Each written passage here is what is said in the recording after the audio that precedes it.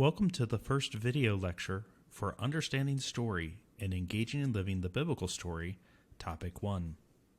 In today's video, we are going to be doing two things. First, introducing the concept of story, and second, exploring how story functionally frames our interpretation of reality. These will be instrumental as we continue on in this course. So what is story? Well, Michael Bodie Green defined story as an account of a string of events occurring in space and time. These events may be real or entirely made up, and are often ordered around a central thesis or idea. Story, or to use the more technical term, narrative, can encompass everything from news to the bedtime tales we tell our kids, to history, to the grandest works of literature. Storytelling has been part and parcel of the human experience for as long as we have had recorded history. It is the fundamental way in which we communicate meaning and value to one another and how we share common experience.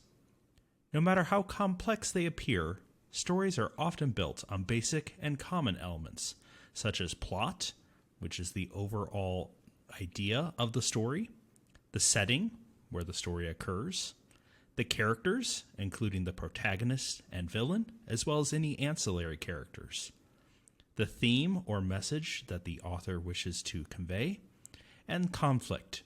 Every story has a conflict, the thing the heroes must overcome. As an example, and to help us get used to this idea of story, select your favorite movie. Look at the above 5 ideas. Can you identify these elements in your favorite story? Feel free to pause this video or return later once you have done this. Understanding story is important, for it's how we communicate and engage with one another. When we introduce ourselves in most situations, we usually employ a narrative or story to identify ourselves.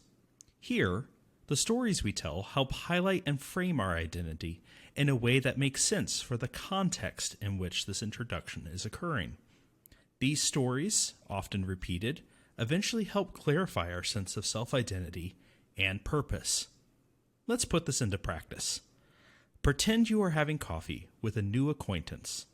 This is someone whom you want to get to know as a friend, and as such, we will go beyond the casual introduction that we sometimes give. Take a few minutes to either write or record yourself performing this introduction, and how you would normally handle it given this type of situation.